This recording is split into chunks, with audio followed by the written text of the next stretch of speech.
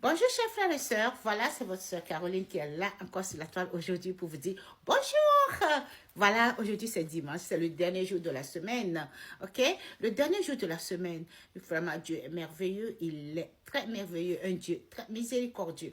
Bon voilà, Dieu nous a donné, il a créé le monde et il a donné 7 jours, nous avions 7 jours dans la semaine, ok? 7 jours. Et durant les 7 jours, il a seulement que sacrifié un seul jour pour lui qui est aujourd'hui dimanche. Ok.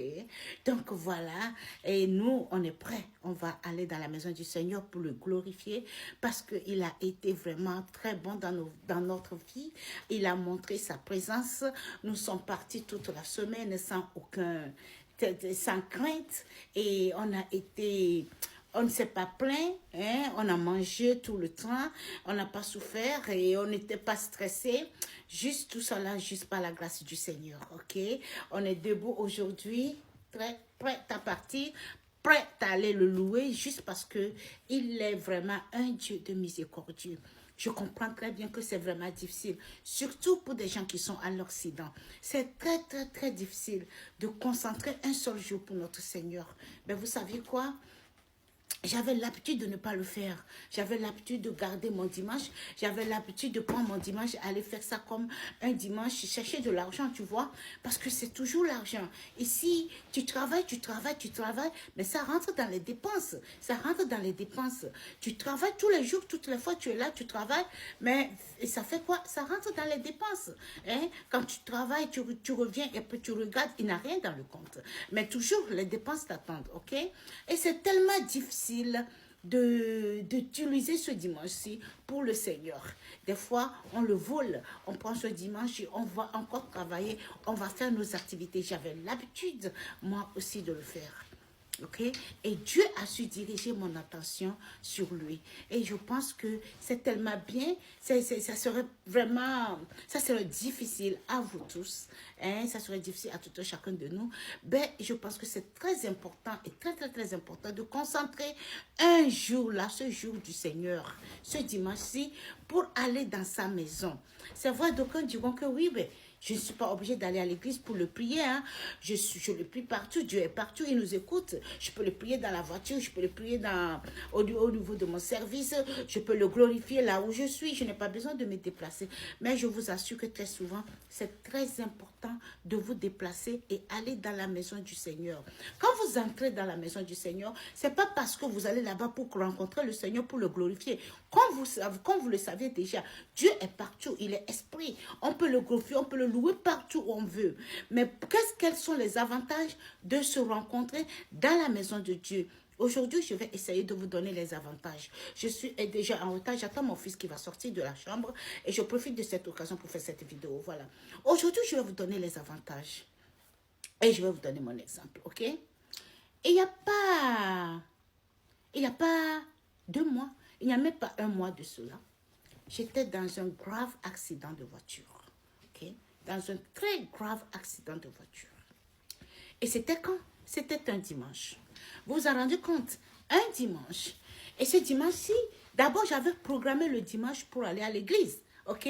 Les enfants, tout le monde, j'avais choisi mon habit. On devait aller à l'église ce dimanche-ci. Ben, le matin, déjà à 5 heures, quand j'ai regardé mon compte, j'ai dit, ah non, je dois aller chercher de l'argent. Ok?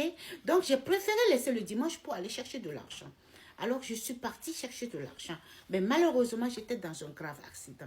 Mais Dieu a montré sa face. Il m'a fait sortir. Ma voiture était foutue complètement. Mais moi, je suis sortie sain et sauf. Par la grâce du Seigneur. Et vous savez quoi? Quand je suis arrivée à la maison, j'ai juste fait un petit message pour envoyer à l'église pour leur dire que je ne devais pas aller à l'église normalement. Je n'étais pas programmée à aller à l'église puisque j'étais au boulot. Mais puisque j'ai fait un accident, maintenant il faut trouver l'alibi. Il faut maintenant trouver un alibi du pas de l'accident pour s'excuser. Alors j'ai envoyé un petit message à mon pasteur lui faisant savoir que aujourd'hui je ne pourrais pas être à l'église juste parce que je viens de sortir dans un grave accident. Immédiatement, ce petit message que j'avais envoyé, déjà avant la fin de l'église, tout le monde à l'église était informé de mon accident. Et vous savez quoi? Donc, moi, j'étais à la maison, comme ça, sans rien. C'est-à-dire juste assise. Et j'attends la sonnerie, les enfants qui disent qu'il y a quelqu'un qui sonne. Alors, j'ai l'intercom sur mon téléphone. J'ai pu voir, j'ai regardé sur mon téléphone. Donc, j'ai parlé avec la personne sur l'intercom. Et je voyais sur vidéo. Alors, mais c'était 2, 3 femmes. Et il y avait maintenant une dame de l'église, une dame qu'on respecte très bien et qui vraiment à l'église, elle représente beaucoup dans notre église. C'est une grande église. Alors cette dame-ci, elle est sollicitée partout. Je ne peux pas, c'est-à-dire c'était vraiment, j'étais étonnée et surprise que cette dame s'est déplacée pour venir me voir. Et elle était accompagnée de deux autres femmes. Alors voilà, qu'est-ce qui s'est passé? Alors j'ai demandé aux enfants d'aller ouvrir la porte. Les enfants vont ouvrir la porte et voilà la dame qui est là. Et ils avaient amené des trucs, des achats. Ils étaient partis dans le supermarché. Elles ont fait tous les achats. Elles sont venues. Alors elles ont dit qu'elles sont venues prier pour moi. J'étais assise, mais vraiment, c'est-à-dire, j'étais pleine de chagrin. Alors mes yeux, les larmes ont commencé par couler de mes yeux. Parce que j'ai vu combien de fois Dieu était tellement merveilleux. Alors, pour ce petit accident et pour ce petit message, il a pu déplacer cette grande dame qui est venue accompagner. Ils ne sont pas venus mais vite. Ils sont venus avec beaucoup de choses dans les mains. Et ils étaient là toute la semaine. Elle était là pour... tu vois, parce que je n'avais pas de voiture en ce moment, elle était là pour voir comment est-ce que je pouvais, comment ils pouvaient assister pour que je puisse me reprendre une autre voiture. Donc, vous voyez, donc c'est ça l'importance d'être présente à présent ou présente à l'église. Voilà, donc pourquoi? Parce que vous avez de ces petits avantages-là. Donc, des fois, on se dit qu'on est seul ici, on vit seul ici, on n'a pas de famille, on est seul. Mais quand tu as une église, quand tu te mets en communauté avec ton église, quand tu vas assister et quand tu te mets en public pour prier l'Éternel, tu as déjà créé une famille là-bas.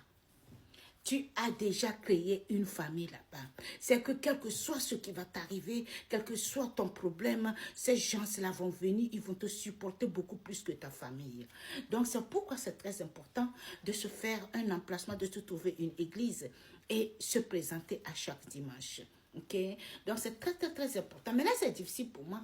Même si je suis fatiguée, je dois me rendre. Des fois je vais à l'église, je passe mon temps. La plupart du temps je dors. Mais après l'évangile, voilà, je dors. Parce que tu es fatigué, ton corps est fatigué. Le sommeil c'est quelque chose qu'on ne contrôle pas. Hein, ben c'est très important d'être à l'église. Avant, je n'étais pas dans les groupes de prière. Après l'église, les groupes de réunion, je n'étais pas là. Là, je me suis concentrée et je me suis créé un groupe de réunion. Et après la messe, je vais là-bas. C'est là où on élargit un peu la Bible. On va un peu plus dans les détails de la Bible. On nous explique mieux ce que la Bible explique, qu'on ne comprend pas souvent. Bon, voilà. Donc, aujourd'hui, c'est un mot d'encouragement pour vous dire que c'est très important, très, très important, très, très, très important d'avoir une communauté, de se mettre ensemble avec des gens. Il ne faut pas vivre comme tu es seul. C'est très important. Parce que ici, vous voyez, c'est difficile la vie. Hein? L'Occident, ça surprend. Tu peux avoir un problème qui va subir. Tu peux traverser un petit truc. Il doit avoir un truc et tu n'as personne à côté. Mais que tu avais créé cette communauté, si tu avais ton église, l'église va t'assister en attendant que ta famille vienne. Ok? Donc, c'est juste un mot d'encouragement pour vous dire, c'est très important. Chercher une église et foyer et créer une communauté dans votre église et aller à l'église les dimanches.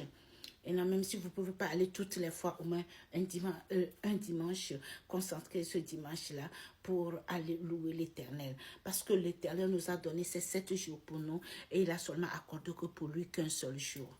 Ben, voilà ce que Dieu nous fait toutes les fois. Il nous bénit, il nous assiste, on ne souffre de rien. On est là toujours, il est debout, il nous montre sa voix, il nous montre, il nous montre sa bonté. Il fait des miracles chaque jour dans nos vies. Mais pourtant, on n'a vraiment pas un temps, un jour pour concentrer pour lui. C'est très important de se créer une communauté à l'église. Je vous encourage à le faire et vous n'allez jamais le regretter. Pour ceux qui ne sont pas encore dans une communauté comme ça, créez une communauté, abonnez-vous et allez les dimanches, louer l'Éternel avec d'autres personnes. Ça renforce, ça donne la joie au cœur et ça vous encourage à affronter des fois des problèmes, même si vous n'avez pas vos familles à côté. Là, vous créez une famille qui serait là toutes les fois, vous supporter dans vos problèmes. Voilà, donc ici c'est Caroline, c'est mon mot d'encouragement. Je vous aime. Merci beaucoup, merci. Bon, nous, on va louer l'Éternel. On va louer l'Éternel.